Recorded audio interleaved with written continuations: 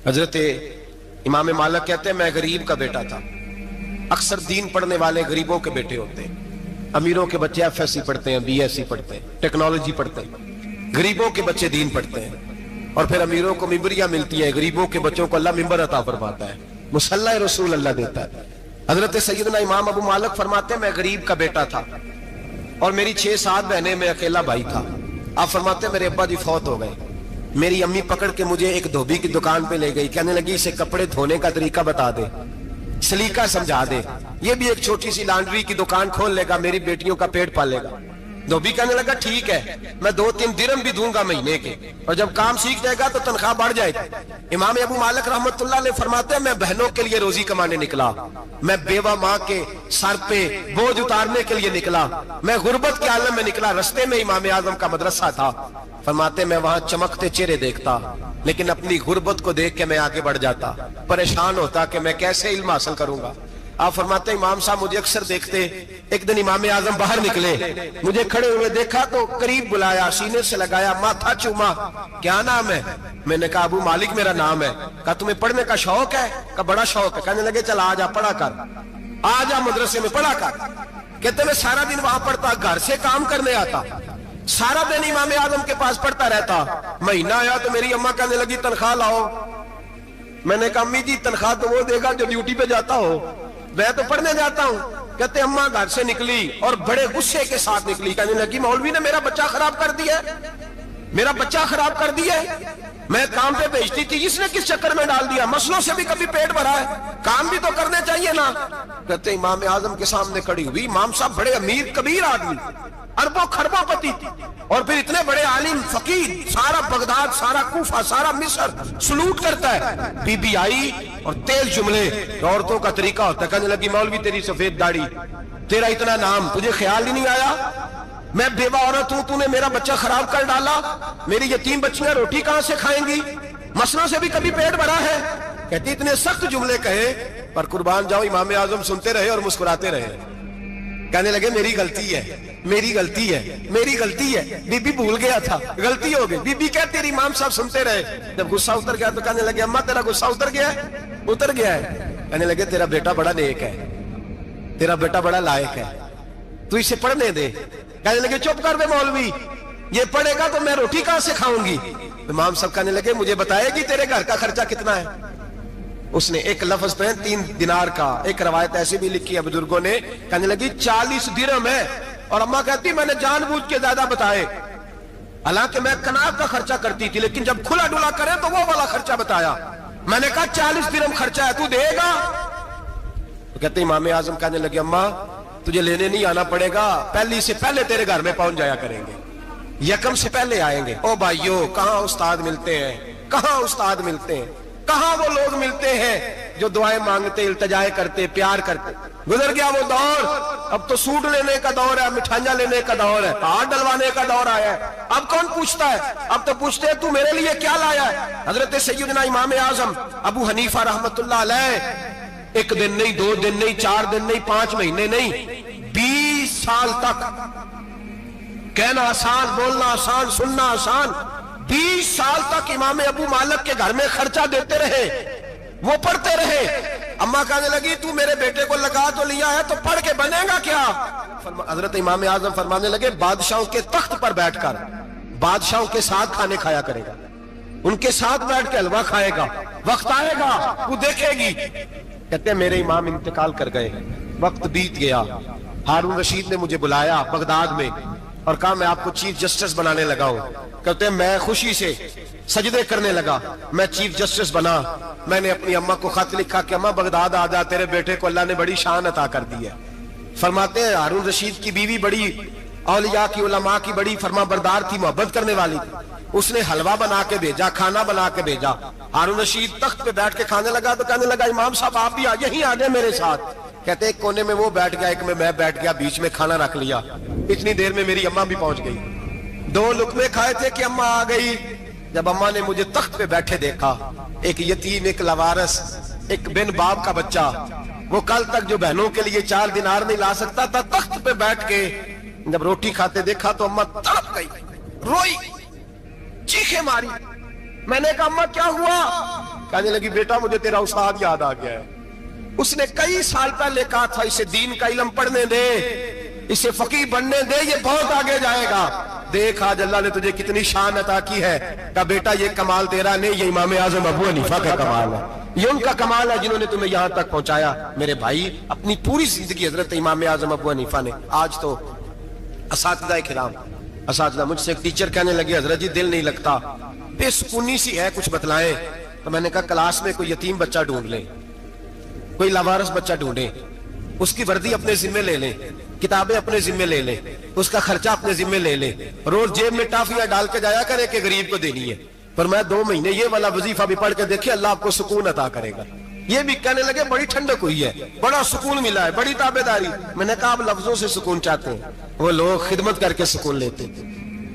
کوفے کا ایک امیر آدمی تھا، پھر غریب ہو گیا۔ غریب، غربت بڑی پریشانی ہے، بڑی پریشانی، بڑی آزمائش۔ غریب بیوقوف اس لیے ہوتا ہے کہ اس کی جیب میں پیسے نہیں ہوتے، غریب مجبور اس لیے ہوتا ہے کہ اس کے پاس ہوتا کچھ نہیں نا، تو ساری آزمائشیں کٹھی آ جاتی۔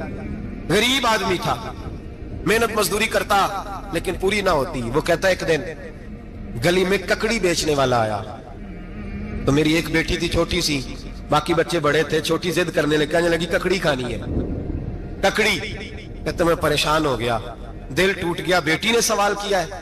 فرماتے میں نے سوچا کس کے پاس جاؤں، کسی اور کے پاس مجھے سمجھ نہ آیا، میں سیدھا امام اعظم کے پاس چلا گیا۔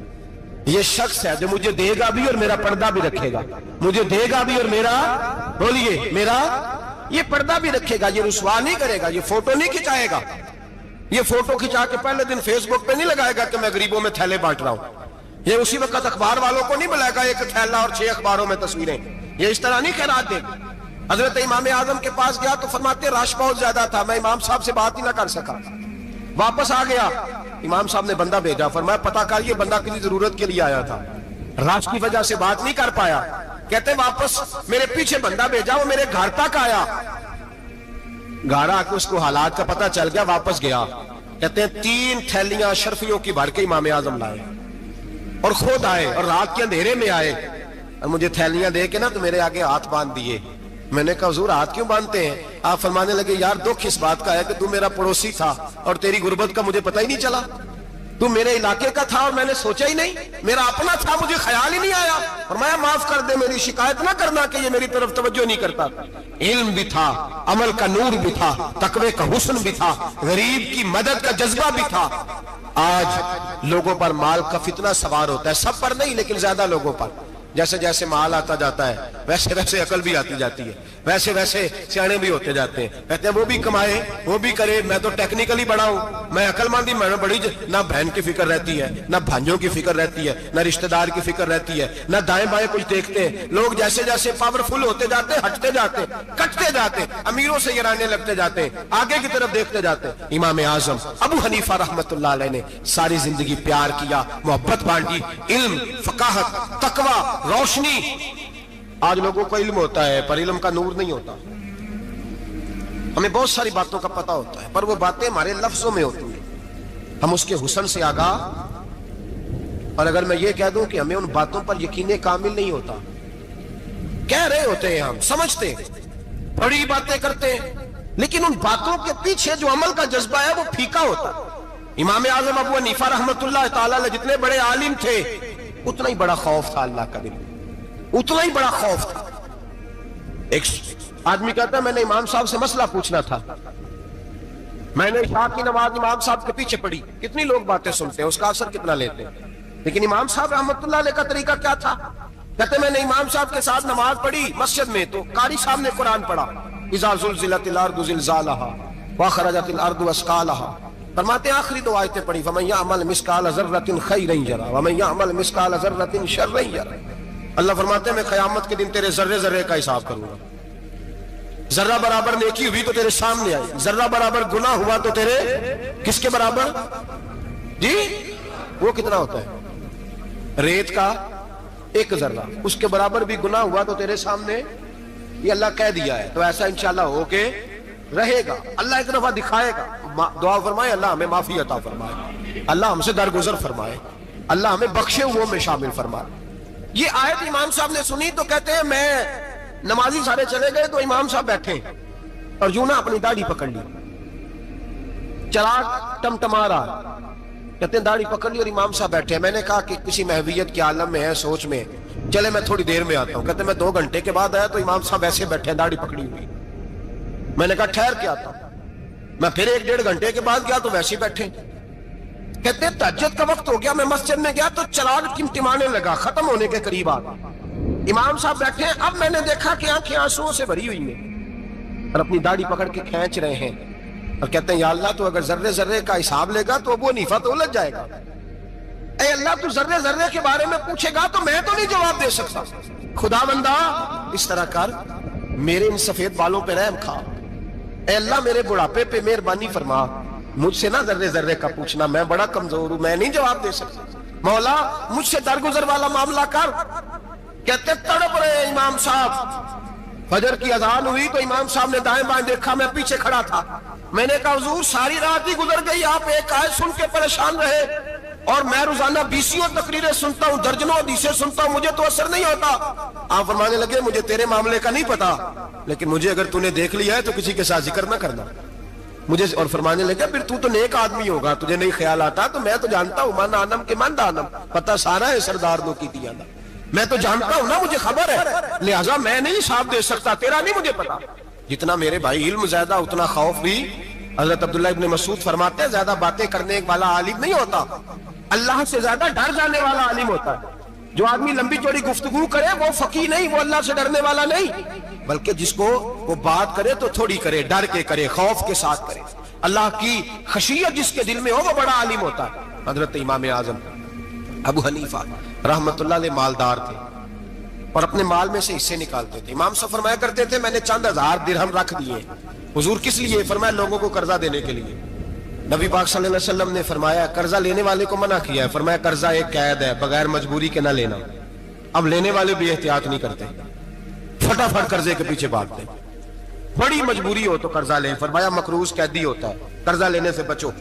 اور دینے والے کو کیا کہا؟ فرمایا اگر سامنے والا تنگ دست ہو نا, تنگ دست, تو اسے مہلت دو.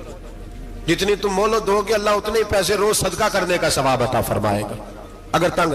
ایک صاحب مجھے کہنے لگے, میں نے رمضان شریف میں نا قرضے کے حوالے سے یا کچھ عرصہ پہلے کسی موقع پر قرض کے حوالے سے کو بات کی. ایک صاحب مجھے کہنے لگے حضرت صاحب جیسے کسی کو لینا ہوئے نا 20,000 تو انہوں ترا کے لئی دے, تو جی 20 کروڑ لینا ہوئے تو پھر نہیں ترایا جاتا. میں نے کہا کیوں؟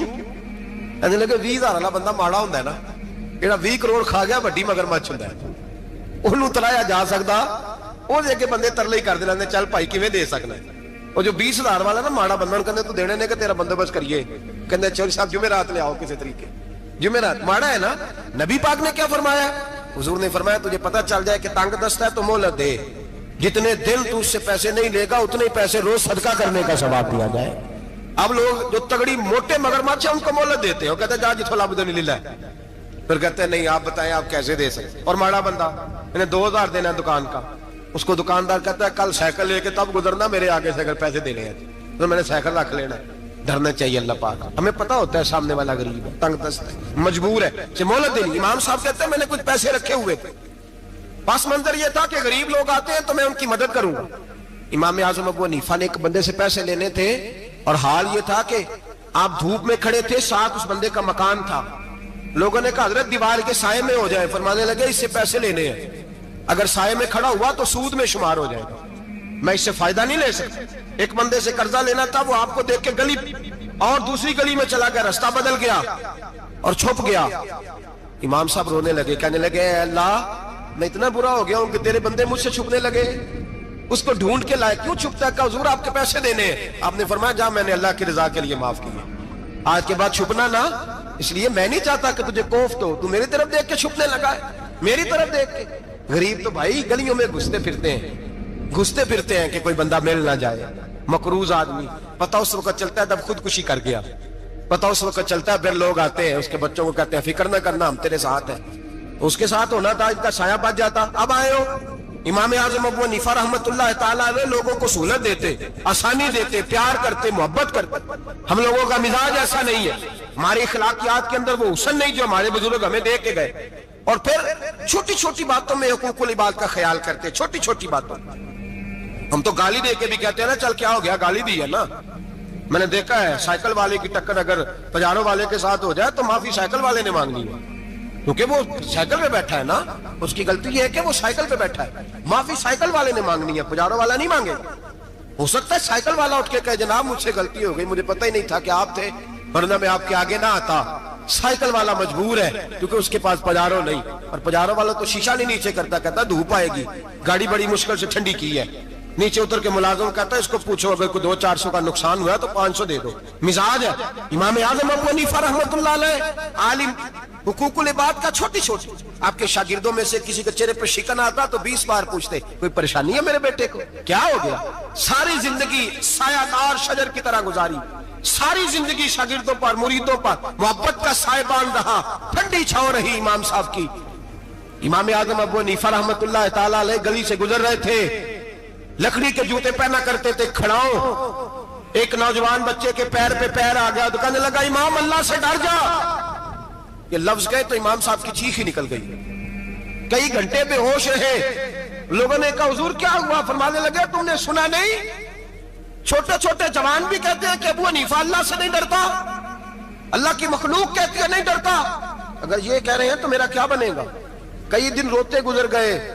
लोग उस बच्चे को लाए, आगे कहने लगा हुजूर आप तो परेशान हो गए, मैंने तो मुहावरतन कहा था, मुहावरतन कहा था कि आप अल्लाह से नहीं डरते। फरमाने लगे बेटे मुझे मुहावरों का नहीं पता, जब रब के खौफ का नाम आता है तो जुमले सीधे मेरे दिल से जाके टकराते हैं, सीधे दिल से जाके टकराते हैं। गली से गुजर रहे, लकड़ी के जूते पहने, खड़ाओ, बारिश है, कीचड़ है, एक दीवार के करीब से गुजरे तो थोड़ा सा कीचड़ उड़ के ना तो दीवार पे पड़ गया।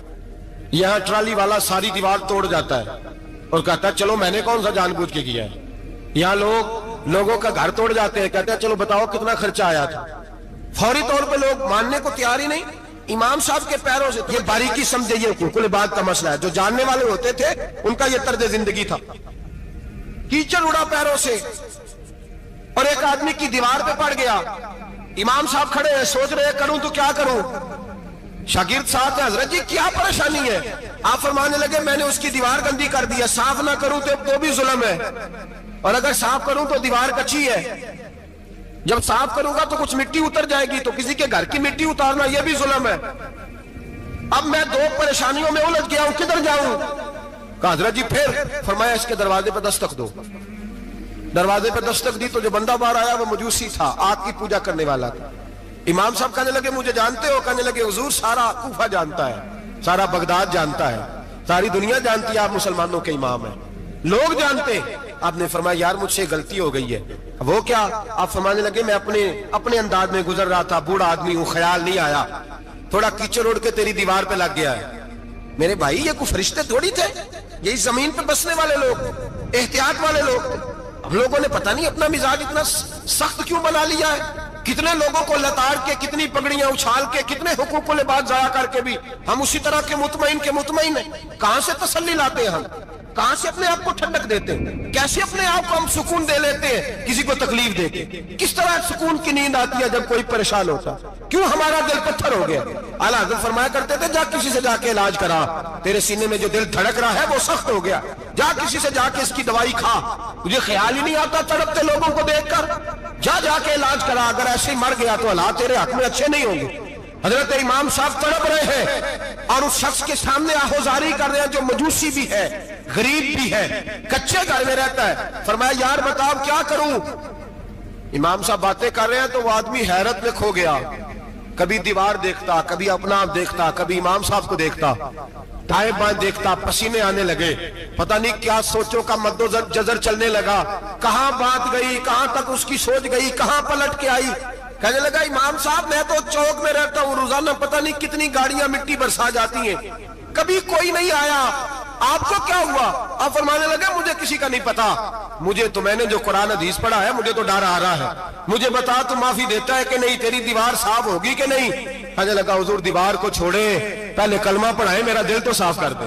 कहने लगा इतना मीठा दीन, اتنا پیارا دین, اتنا خوبصورت دین کہ غریب کی دیوار پر کیچڑ لگ جائے اور آپ کو اتنی تکلیف ہو, میں اس دین سے دور کیوں ہوں. یہاں روز یورپ کہتا ہے کہ مسلمان جھوٹی شادیاں کرتے ہیں, دنگا فساد کرتے ہیں, نیشنلٹی لینے کے لیے جھوٹ بولتے ہیں, جانے کس کس قسم کے لوگ پاپڑ بیلتے ہیں, کس کس طرح اپنا ایمان بیچتے ہیں, کیا انداز ہم اختیار کرتے ہیں. ہمارے کردار نے لوگوں کو مذہب اور دین کا باغی بنا دیا. ہمارے بزرگوں کا طریقہ یہ تھا کہ چھوٹی چھوٹی باتوں کا خیال کرنا, چھوٹی چھوٹی باتوں کا. بہت بڑے عالم تھے, یہ ساری نیکیاں تو ان کی سماجی تھی, فلاحی تھی, ان کی معاشرت کی نیکیاں تھی, دنیا داری.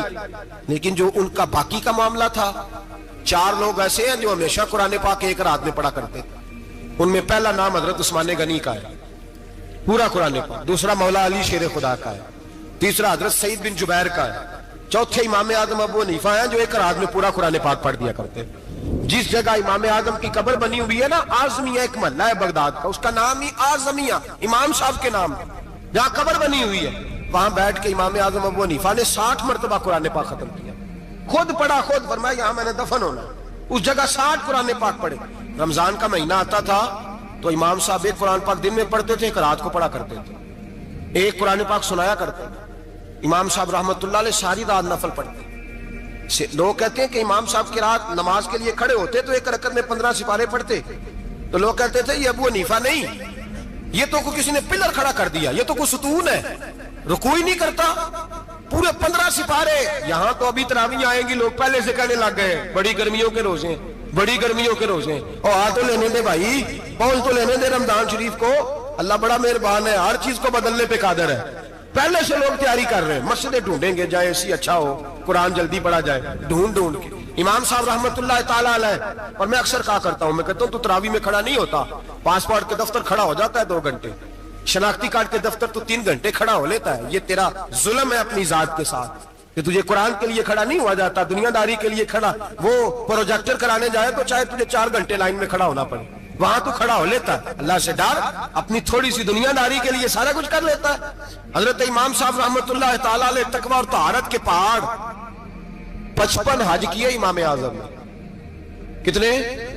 55 حج فرمائے. حج ایک مشقت والا کام ہے, جدوجہد والا کام ہے. جوان بھی تھک جاتے ہیں, کہتے ہیں بڑا مشکل ہے جی, اور یہ جتنا مرضی آسان ہو گیا قیامت تک اس نے مشکل ہی رہنا ہے, اس لیے کہ یہ ایک مجاہدہ ہے. 55 حج کیے. آخری حج پہ گئے تو کعبے کے مجاور کو کہنے لگے ذرا کھول نہیں دیتے کعبے کا دروازہ, میرا اندر جانے کو دل کرتا ہے. اس نے دروازہ کھولا, اندر گئے تو کہنے لگے خدایا, 2 جملے کہے, کہنے لگے اے اللہ جتنا تو نے مال دیا تھا میں اتنا شکر نہیں ادا کر سکا, اور جتنا تو نے علم دیا تھا میں اتنا عمل نہیں کر سکا, اب بوڑھا ہو گیا ہوں, مہربانی کرنا مجھ سے درگزر والا معاملہ کر, اور اے اللہ اگر تو مجھے بتا دے کہ تو راضی یا ناراض ہے تو میں ذرا سکون سے مر جاؤں. کہتے ہیں کعبے کی دیواروں سے آواز آنے لگی, ابو حنیفہ تیرا رب تجھ سے بڑا راضی ہے. داتا گنج بخش علی اجمیری جیسا بابا 1000 سال پہلے لکھ کے گئے کشف الماجود میں, داتا صاحب نے لکھا ہے 1000 سال پہلے کشف الماجود میں. داتا صاحب فرماتے ہیں میں حضرت بلال کی قبر پہ حاضری دینے گیا, یعنی 1000 سال پہلے کے مسلمان بھی قبروں پہ مزاروں پہ جایا کرتے تھے. داتا صاحب لکھتے ہیں, کہتے ہیں ملک شام میں حضرت بلال حبشی کی قبر پہ حاضری دینے گیا, میں قبر پہ حاضری دے کے تو ساتھ لیٹ گیا, میری آنکھ لگ گئی, مجھے خواب میں نبی پاک کا دیدار نصیب ہوا. گویا حاضری حضرت بلال کی, اور برکت یہ کہ وہاں مجھے مصطفیٰ کا دیدار نصیب ہو رہا ہے. فرماتے ہیں نبی پاک میری خواب میں آئے, حضور نے ایک بوڑھے بابے کے گلے میں ہاتھ ڈالا ہوا ہے اور اپنے ساتھ چلا رہے ہیں. میں نے عرض کی یا رسول اللہ یہ کون ہے؟ تو نبی پاک نے فرمایا یہ تیرا امام اعظم ابو حنیفہ ہے. فرماتے ہیں مجھے سمجھ آ گئی کہ امام اعظم بھٹک اس لیے نہیں سکتے کہ انہیں رسول پاک نے سارا عطا فرمایا ہے, وہ بھٹک اس لیے نہیں سکتے کہ نبی پاک نے انہیں سارا دیا. داتا گنج بخش علی اجمیری رحمت اللہ تعالی علیہ فرماتے ہیں کہ امام صاحب رحمت اللہ تعالی علیہ بہت بڑی شخصیت. امام اعظم کا پیغام کیا ہے؟ انہوں نے فقہ بنائی, دین پھیلایا, جتنی بھی میں نے باتیں سنائی سارا پیغام, ایک پیغام ہے امام صاحب. امام صاحب رحمت اللہ تعالی علیہ فرماتے ہیں کہ دین پر عمل کرنے والوں کو بھی کسی اچھی صحبت کی ضرورت ہوتی ہے. عمل کرنے والے کو آپ فرماتے ہیں کئی دفعہ عمل کرنے والے کا عمل بھی ٹوٹ جاتا ہے, استقامت نہیں رہتی. فرماتے ہیں اچھی صحبتیں تلاش کرو, ان کے پاس بیٹھا کرو, ورنہ ہو سکتا ہے جو عمل تم کر رہے ہو اس میں کمی آ جائے. جتنا نیک لوگوں سے رابطہ زیادہ رہتا ہے انسان کا دین پر عمل زیادہ رہتا ہے. جتنا نیک لوگوں سے پیچھے ہٹتا ہے اتنا دین سے. آپ فرمایا کرتے تھے اگر 2 سال نہ ہوتے جو میں نے امام جعفر صادق کی صحبت میں گزارے ابو حنیفہ ہلاک ہو جاتا. اپنے آپ کو رب کریم کے بندوں کے ساتھ لگا کے رکھیں, جوڑ کے رکھیں. اگر ہمارا رب کریم کے بندوں سے رشتہ رہے گا تو قرآن و سنت سے رشتہ رہے گا.